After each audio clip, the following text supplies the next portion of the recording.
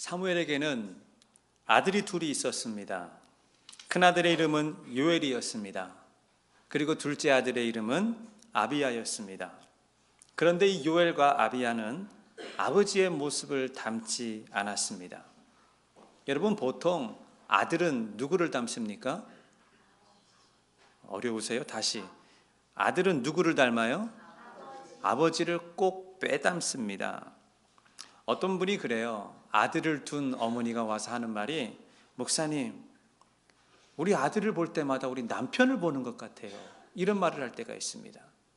외모뿐이 아니라 아들이 하는 행동이나 아들이 하는 습관이나 그의 성품을 볼 때마다 아버지의 모습이, 남편의 모습이 보이는 것입니다. 그런데 오늘 본문에 등장하는 요엘과 아비야는 아버지의 모습을 전혀 닮지 않았어요. 한번 보실까요?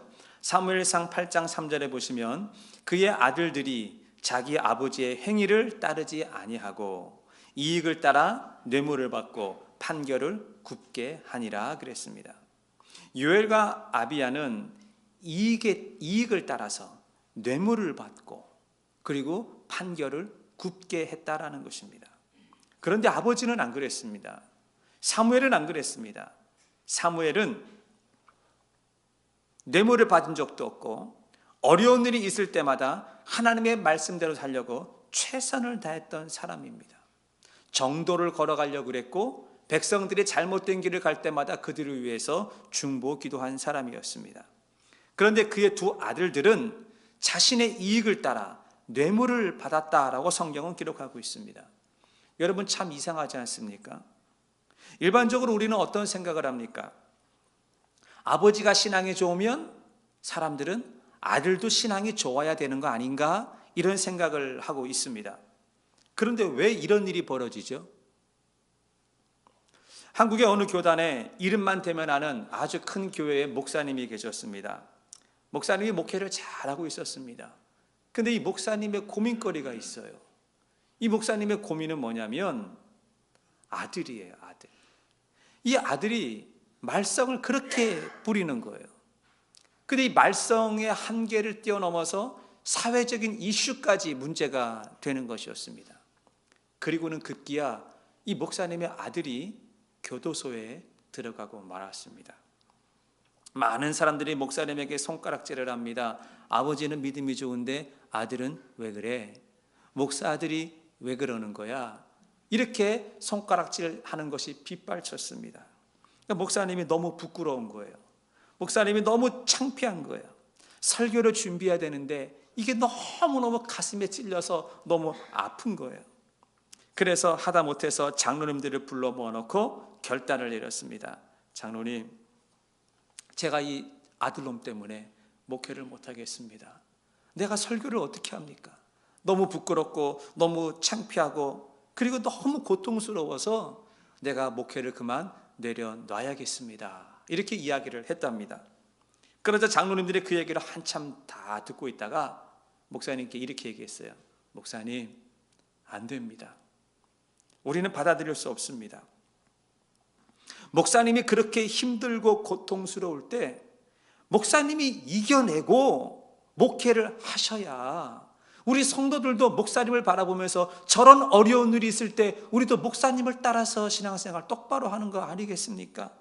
아니, 목사님은 설교하실 때 우리 성도들을 향해서 성도 여러분, 힘든 일이 있습니다. 어려운 일이 있습니다. 그럴 때 뭐라고 하셨습니까? 이겨내십시오. 하나님 한 분만 바라보고 이겨내십시오. 이렇게 설교를 해놓고 목사님은 힘든 일이 있을 때 그만 회피하면 되시겠습니까? 이렇게 이야기를 했다라는 겁니다. 저는 이 사무엘의 가정을 바라보면서 저는 그런 생각을 한번 해봤습니다. 여러분, 신앙이라고 하는 것은 1대1의 관계입니다. 배경이 좋은 집안에 태어났다고 해서 아이들이 믿음이 좋은 것도 아니고요. 또 아주 힘든 집안에 태어났다고 해서 애들의 믿음이 나쁜 것도 아닙니다. 신앙은 철저하게 하나님과 나 1대1의 관계라는 것입니다. 그러니까 내가 하나님하고 얼마만큼 가깝느냐, 내가 하나님하고 얼마만큼 친하냐, 그것이 문제지. 여러분, 우리 신앙의 연륜이나 우리의 환경을 핑계 삼아서는 안 된다라는 것입니다. 믿으십니까? 요엘과 아비야의 행실을 보십시오. 그들은 모태신앙으로 태어났습니다. 태어나고 보니까 아버지가 제사장인 거예요. 태어나고 보니까 집안의 배경이 너무 좋은 거예요. 요즘 말로 말하면 뭐죠? 금수저 물고 태어난 거예요. 금수저. 그런데 그들은 행실이 어땠습니까? 뇌물을 받았어요. 여러분, 뇌물을 받으면은요, 바른 말을 못 합니다. 뇌물을 받고 나니까, 돈을 먹었으니까 구분 판결을 내리는 거예요. 아닌 것도 맞다라고 판결을 내주는 거예요. 틀린 것도 옳다라고 판결을 내리는 거죠. 왜 그랬습니까? 이들이 돈이 없었습니까? 환경이 나빴습니까? 풍족한 것 많이 있었습니다. 그렇게 하면 안 되는 걸 알고 있었습니다. 안 되는 거 아는데 그들은 알면서도 이런 일을 했다라는 것이죠. 그러자 이스라엘 장로들이 요엘과 아비야가 하는 행실을 바라보니까 도저히 못 참겠는 거예요. 그래서 아버지 사무엘에게 가서 이렇게 말합니다. 사무엘상 8장 5절에 그에게 이르되 보십시오. 당신은 늙고 당신의 아들들은 당신의 행위를 따르지 아니하니 모든 나라와 같이 우리에게 왕을 세워 우리를 다스리게 하소서. 이렇게 얘기를 했습니다. 이거는 사무엘에게 있어서는 굉장히 섭섭한 이야기예요.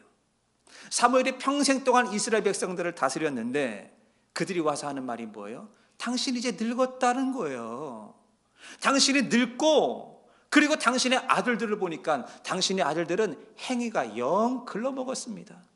더 이상 우리는 당신을 쫓아갈 수 없습니다. 사실 이들이 하는 말, 이게 틀린 말은 아닙니다. 맞는 말이에요. 조금 기분은 나쁘지만. 그런데 진짜 하지 말아야 될 말을 이들은 했습니다. 뭐라고 했습니까? 모든 나라와 같이 우리에게 왕을 세워서 우리를 다스리게 해달라 그랬습니다. 이거는 하면 안 되는 말이죠.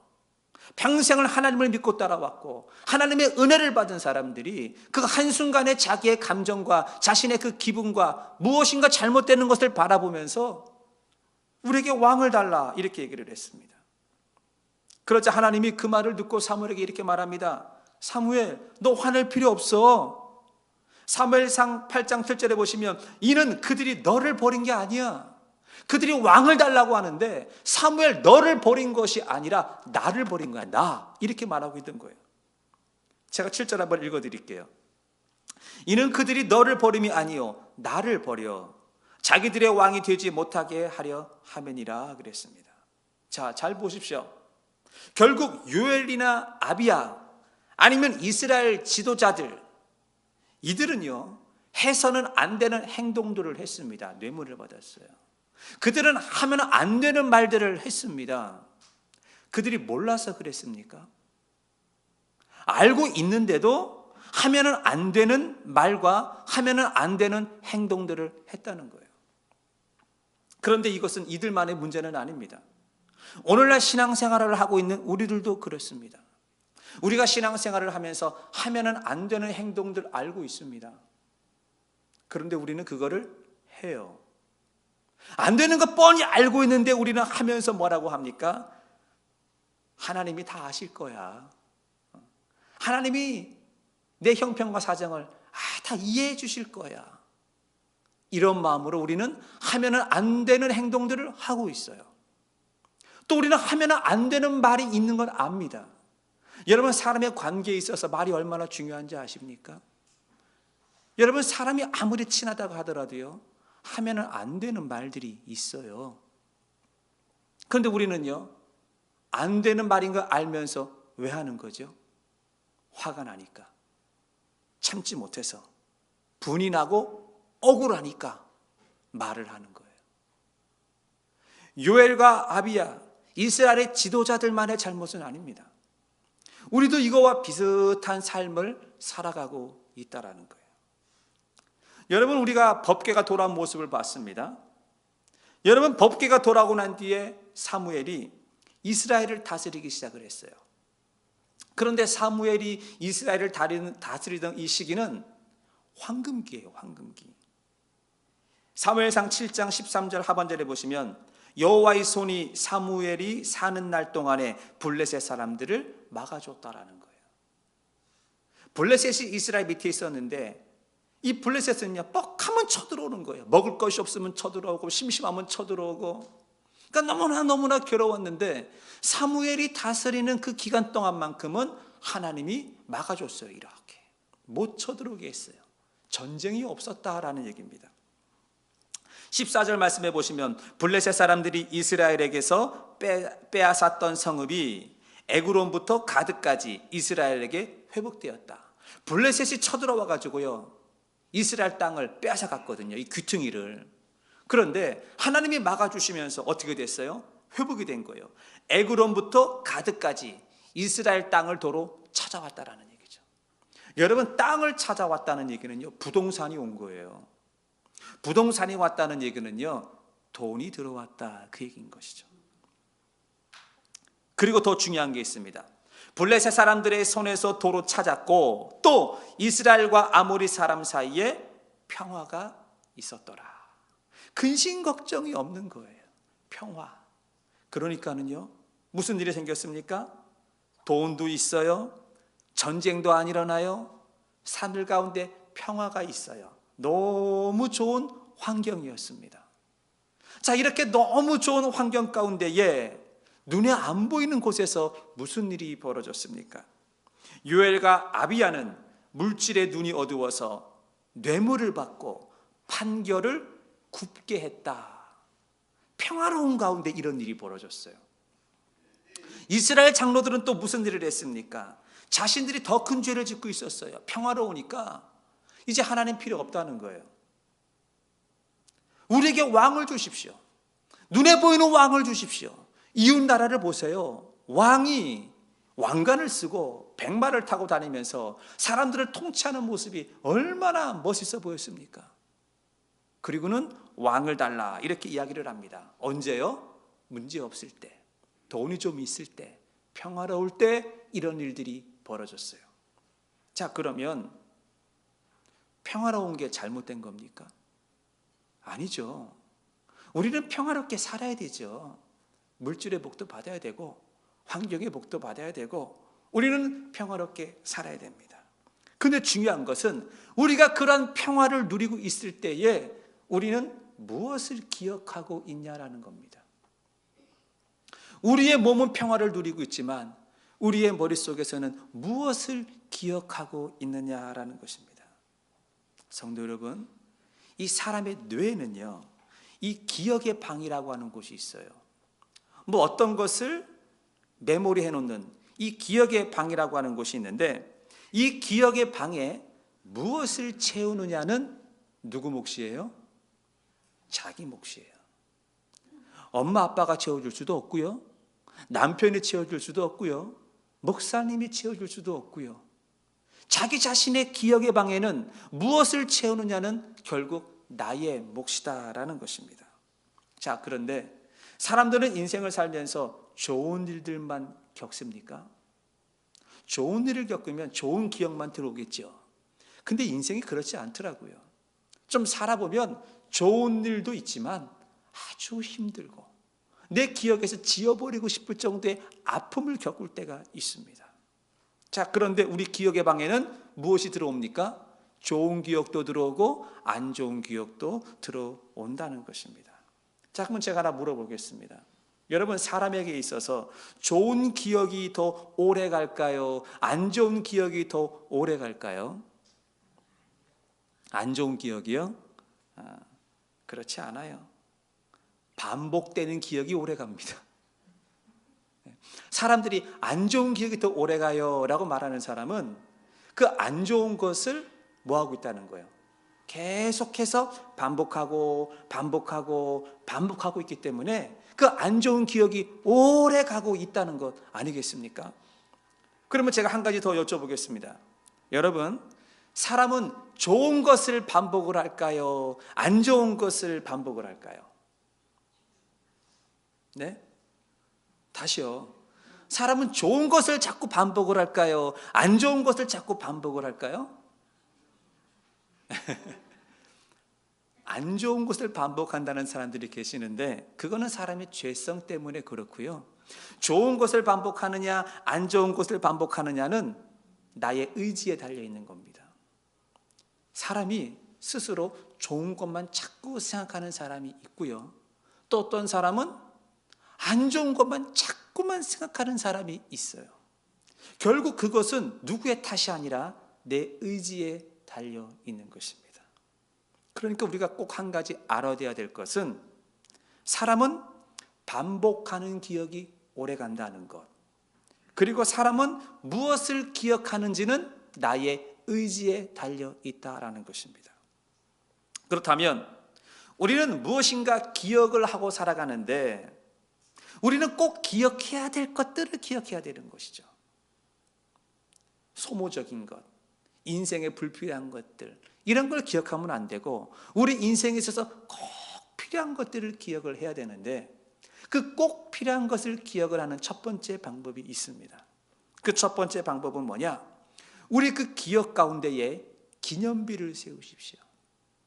무슨 기념비냐? 영적인 기념비를 세우라라는 것입니다.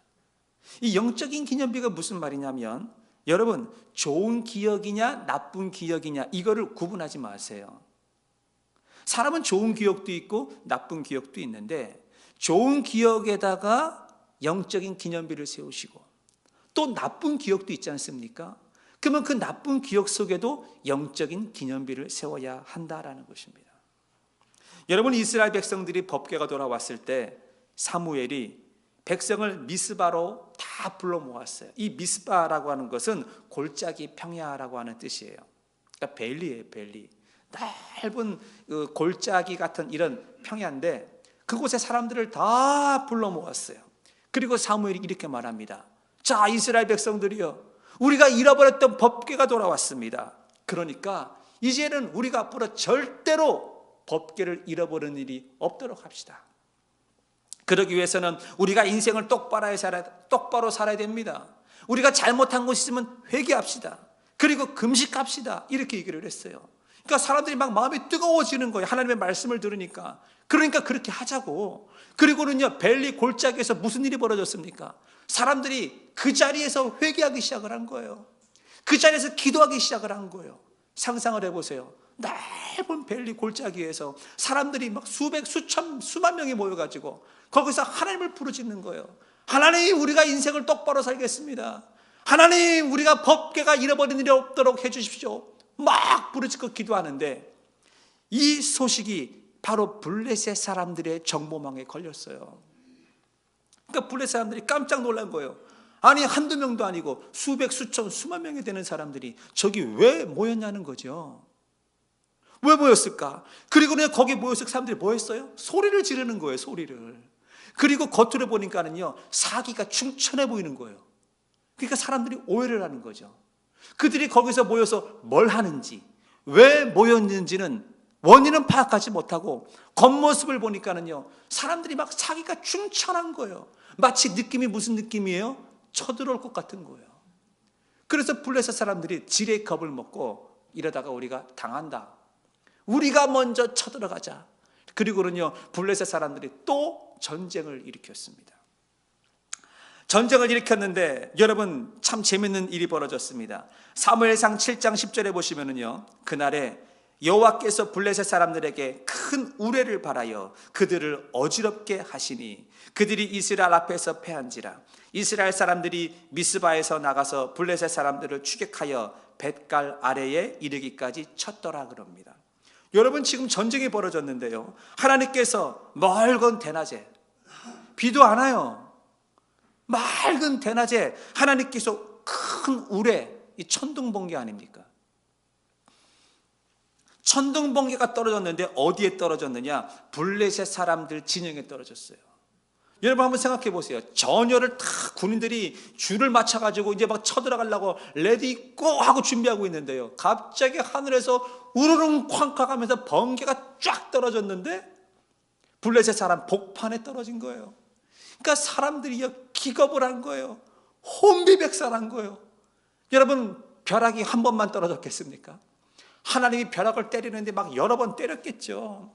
그러니까 사람들이 놀래가지고 걸음만 날 살려라 그리고 막 흩어지는데, 이 모습을 바라보고 있던 이스라엘 백성들이 그냥 쫓아가서 사람들을 다 죽인 거예요.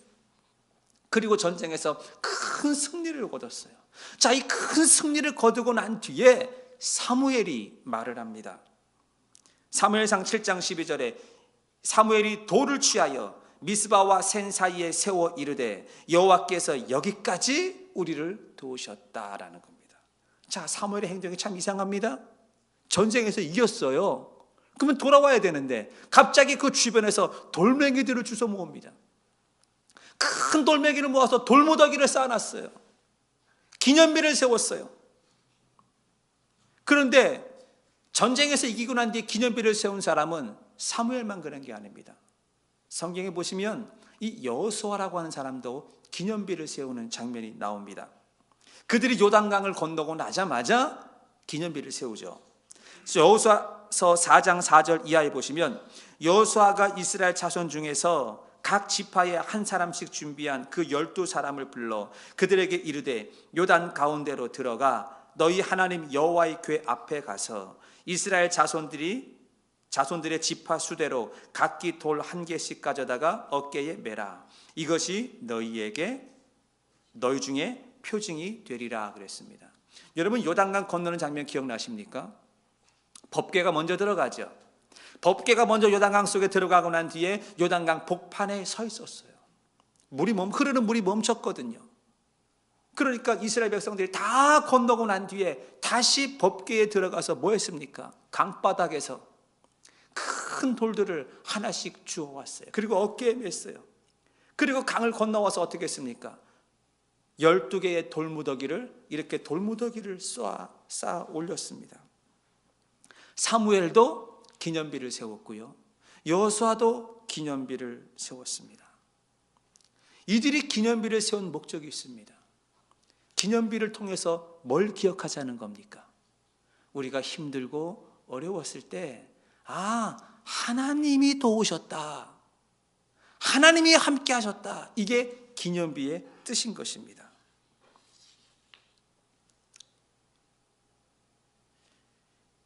그러니까 사람의 기억 속에는 좋은 기억이 있고 안 좋은 기억이 있는데, 제가 우리의 기억 속에다 기념비를 세우자 그랬습니다.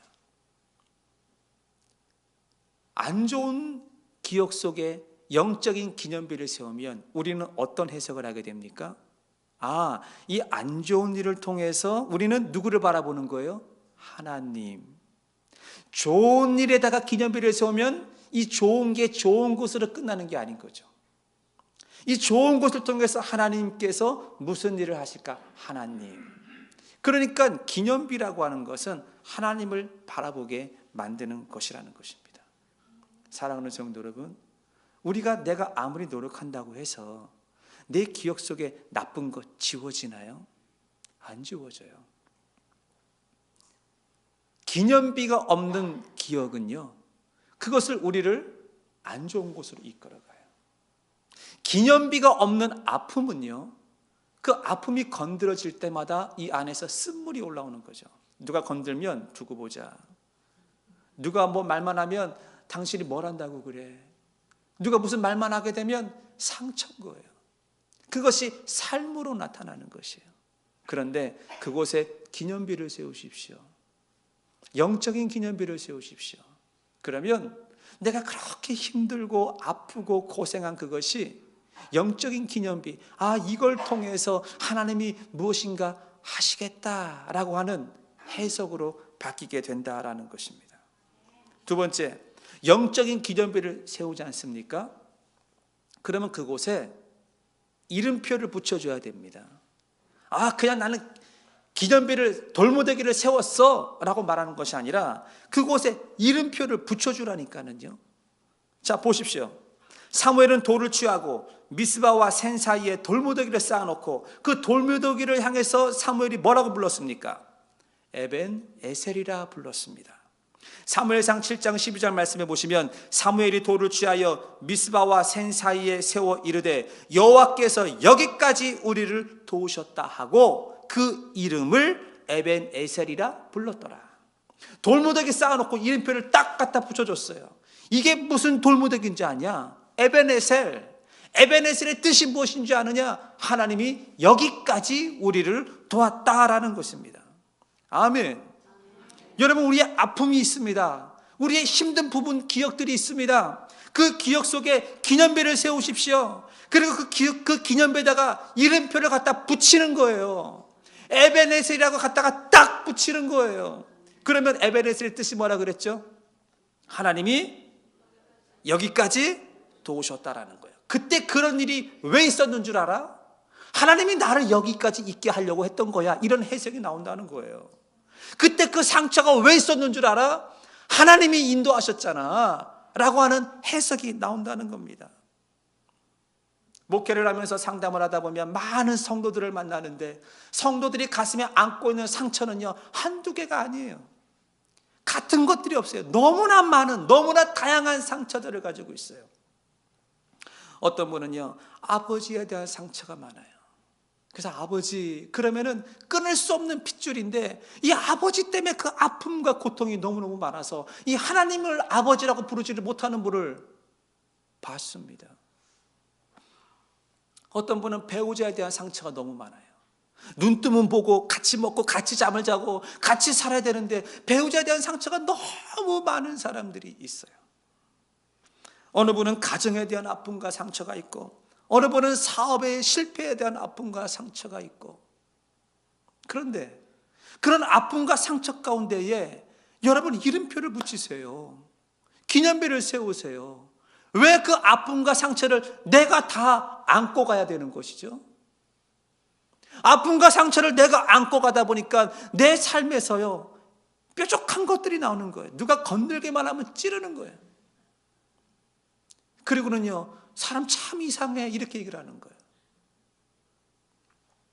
기념비를 세우시고 그곳에 이름표를 붙이세요. 에벤에셀. 아버지에 대한 아픔이 있다. 거기다가 에벤에셀 붙이세요. 아, 이그러진 아버지의 형상을 보면서 참 하나님의 아버지의 모습을 보고 나는 그런 아버지가 안 되겠다는 마음을 먹으면 되는 것입니다. 배우자에 대한 아픔이 있는 분들은 배우자를 바라보면서 에벤에셀이라고 이름표를 붙이는 거예요. 그러면 하나님께서 아, 이 배우자를 통해서 나를 다듬어 가시는구나. 인생의 해석이 바뀌게 되는 것입니다. 아멘. 세 번째, 기념비를 세우고 이름표를 붙였으면 이제 우리가 해야 될 일이 있습니다. 무엇입니까? 잊어버리면 안 돼요. 자꾸 바라봐야 되는 거예요. 여러분, 기념비를 세우는 목적이 뭡니까? 기념비를 사람들이 왜 세우는 겁니까? 안 잊어버리려고 기념비 세우는 거 아닙니까? 잊을만 하면 바라보고 잊을만 하면 바라보고, 그래서 잊지 말자. 그래서 우리는 기념비를 세우는 것입니다. 근데 왜 기념비를 멀쩡하게 세워놓고 왜 잊어버립니까? 얼마 전에 제가 중앙일보 신문을 봤는데 중앙일보에 이런 헤드 타이틀 제목이 나왔습니다. 김영옥 하이웨이 표지판 확정. 여러분 보셨어요? 아, 못 보신 분들이 많이 계시네요. 김영옥 하이웨이 표지판을 만들기로 했다는 거예요, 정부에서. 근데 김영옥은 한국 사람 이름이잖아요. 사실 저는 김영옥이 누군지 몰랐습니다. 이 김영옥이 누군데 표지판까지 만드나 싶어가지고 제가 좀 뒤져봤어요. 그랬더니 2차 세계대전 때 이 김영옥이라고 하는 사람이 미 육군의 사병으로 입대를 합니다. 그리고는요, 장교 후보생에 선발이 됐어요. 그리고는요, 보병 장교로 임관을 합니다. 그리고는 어디로 발령이 나냐면 전쟁이 한참 일어나고 있는 그 유럽 최전방 전선으로 배치를 받았어요. 근데 이 김영옥 대령이 가는 곳마다 승승장구하는 거예요. 가는 곳마다 이기는 거예요. 그래서요, 얼마나 많은 그 업적을 남겼든지 미국에서요, 이 사람에게 훈장을 줬어요. 근데 그 훈장의 이름이 뭐냐면 특별 무공 훈장이에요. 그러니까 전쟁에서 굉장한 업적을 남긴 거죠. 근데 미국만 준 게 아닙니다. 프랑스에서도 이 사람한테 훈장을 줬어요. 훈장 이름이 십자무공훈장. 근데 프랑스만 또 준 게 아니에요. 이탈리아에서도 이 사람한테 훈장을 줬어요. 최고 무공훈장. 아니, 이 사람이 도대체 전쟁에서 얼마나 큰 업적을 남겼길래 미국, 프랑스, 이탈리아에서 그에게 훈장을 주냐 말이죠. 여러분 알고 있었어요? 몰랐잖아요. 저도 몰랐어요. 이거 잊지 말자라는 거죠. 그런데 여기서 끝나는 게 아닙니다. 2차 세계대전이 끝나고 난 뒤에 한국에서 6.25 전쟁이 발발했습니다. 그러자 이 김영국 대령이 다시 한국의 6.25 전투에 참전하게 됐습니다. 근데 그곳에 가서도 열심히 싸워서 막 승승장구하는 거예요. 이제 막 전쟁이 끝나갈 무렵에 북한과 남한에서 이제 우리 잠깐 전쟁 휴전하자. 그리고는 이 군사 분계선을 이렇게 싹 긋기로 했어요. 여기 더 이상 넘어가지 말고 당분간 휴전. 그래서 우리는 그걸 38선으로 알고 있지 않습니까? 근데 실제 38선은 그보다 더 밑이었다고 합니다. 이게 더 밑에 이렇게 있었는데, 이 전쟁 휴전이 되기 전에 한 20여일 남겨놓고 이 김영옥 대령이 이 군인들을 이끌고 막 싸워서 올라간 거예요. 20여일 동안에 얼마나 많은 성과를 거뒀든지 무려 북쪽으로 60km를 올라간 거예요. 그러니까 원래 38선이 지금의 38선이 아니라 더 밑으로 내려왔어야 되는데, 거의 이 김영옥 대령의 성과로 인해서 이것이 60km가 이렇게 올라갔다라는 얘기예요. 여러분 알고 계셨어요? 저도 처음 들은 얘기였습니다. 그리고 1972년도에 대령으로 군대에서 예편을 합니다. 그리고 난 뒤에 뭘 했냐? 미국에서 살면서 미국의 소수민족들, 미국의 유색인종들 인권을 보호하는 그런 일들을 감당을 했어요.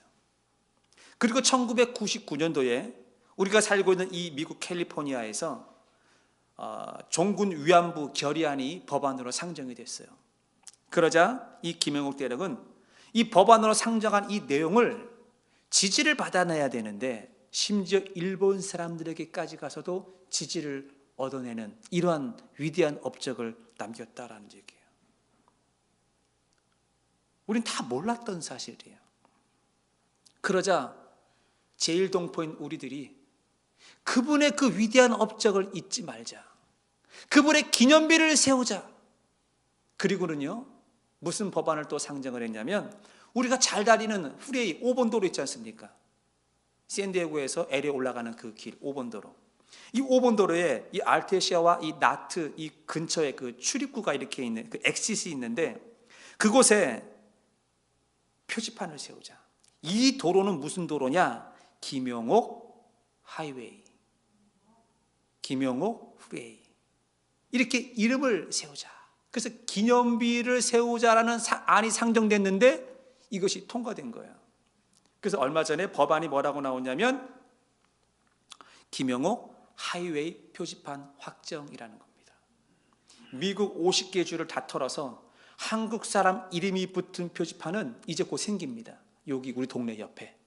거기 한 군데밖에 없다라는 얘기예요. 자, 한인들이 이 일을 왜 합니까? 김영옥 한국 사람인데 위대한 업적을 남겼다는 거예요. 미국에 와서 엄청난 업적을 남겼다는 거예요. 우리 이거 잊지 말자. 기념비를 쌓자라는 것입니다. 자, 그런데 이스라엘 백성들도 똑같이 그랬습니다. 전쟁에 이기고 난 뒤에 이거 잊지 말자. 하나님을 잊으면 안 된다. 그리고는요, 그들이 사무엘상 7장에서 기념비를 쌓는 모습이 나옵니다. 자, 사무엘상 7장 기억하세요. 그런데 한 장 넘어가서 사무엘상 8장으로 휙 건너가고 난 뒤에 그들은요, 기념비를 잃어버렸어요. 한 장 차이에요. 자신들이 금방 기념비를 쌓아놨는데 쌓기만 할 줄 알았지 이거를 잃어버렸다는 얘기예요. 기념비를 잃어버릴 바에는 기념비를 왜 쌓습니까? 왜 쌓냐고요?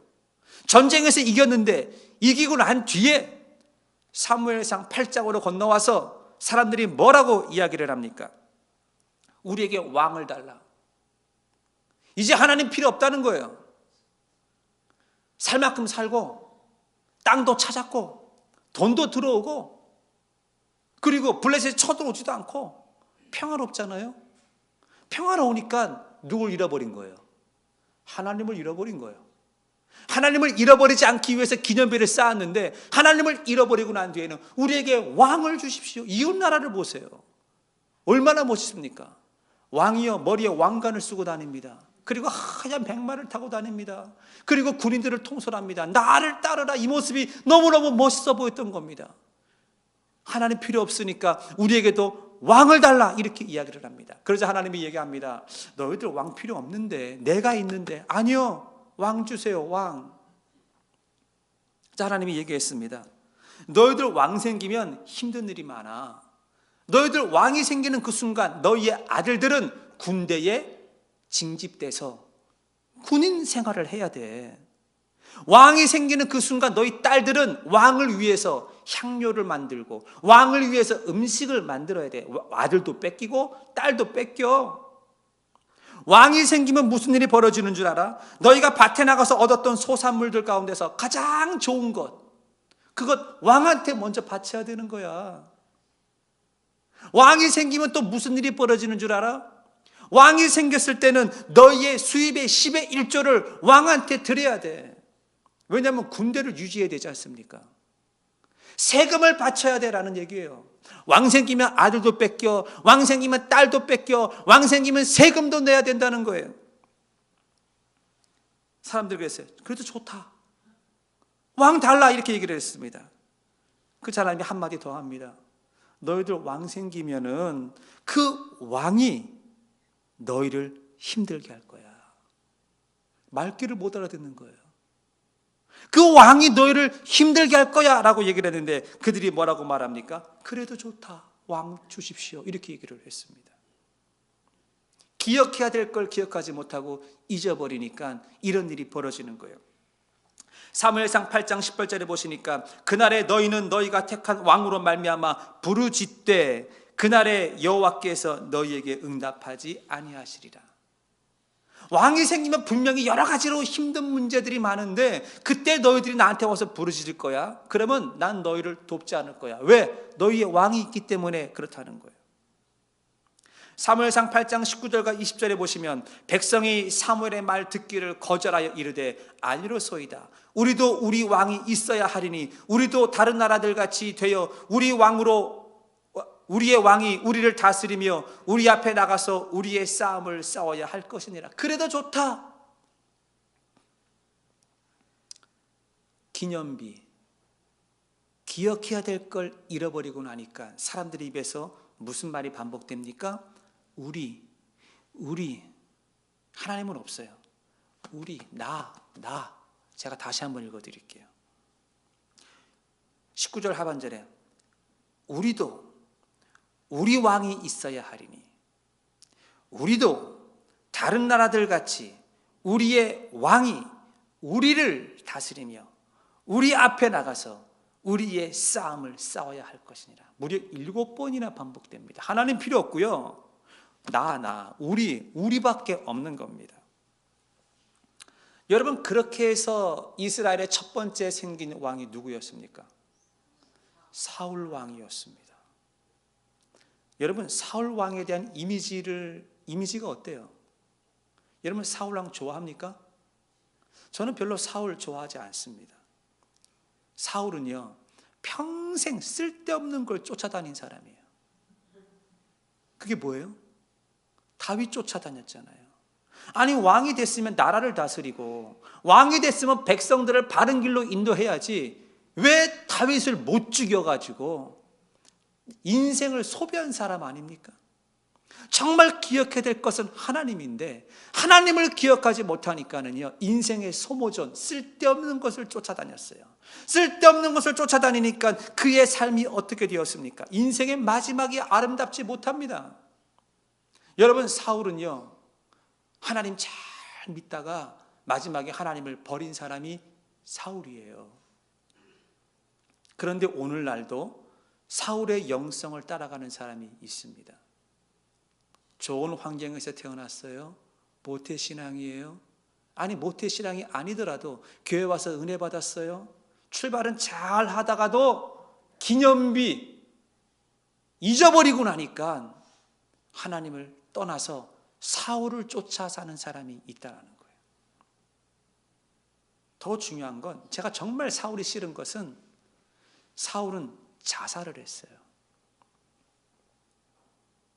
마지막까지 피니싱 웨이를 잘 해야 되는데 사울은 스스로 자살한 사람이에요. 영적인 기념비를 세우지 못하고 영적인 기념비를 잃어버리니까 무서운 결과를 가지고 왔습니다. 결론적으로 사람들은 기억해야 될 것들이 있습니다. 근데 사람들은 기억하지 말아야 될 것들만 기억해요. 제가 말하는 기억하지 말아야 될 것은 하나님이 없는 것들이에요. 좋은 추억들, 안 좋은 것들, 그게 우리에게 무슨 도움이 됩니까? 그러나 정말 기억해야 될 것은 좋은 기억 속에서, 안 좋은 기억 속에서 여러분 기념비를 세우시고, 그 기념비를 세운 곳에 이름표를 붙이시고, 이름표를 붙였으면 거기에 의미를 부여하시고, 그리고 자꾸 바라보셔서 하나님을 놓쳐서는 안 된다라는 것입니다. 믿으십니까? 사랑하는 성도 여러분, 말씀의 결론입니다. 우리는 기억해야 될 것들을 기억하고 살아야 될 줄 믿습니다. 기억해야 될 것을 기억하지 못하고 살 때에는 인생의 소모전, 쓸데없는 것을 쫓아가는 삶을 살게 되는 것입니다.